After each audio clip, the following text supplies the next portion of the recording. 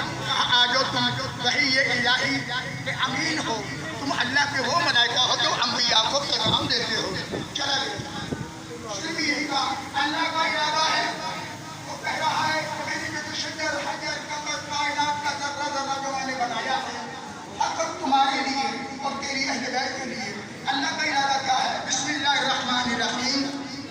انما یرید اللہ لیذہب عنکم الرجس اہل البیت ویطہرکم تطہیرا.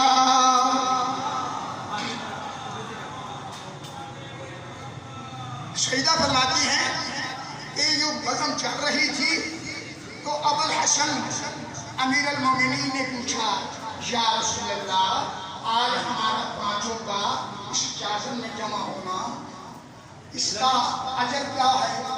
تو کہا یا علی اس کا اجر بتاؤں.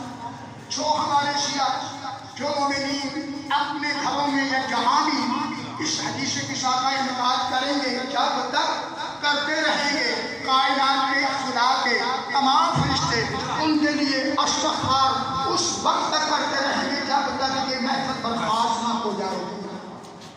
تو جناب امیر کائنات نے کہا پھر تو ہم اور ہمارے شیعہ دنیا و آخرت کی بلندیوں میں کامیاب اور کامران پائیں گے.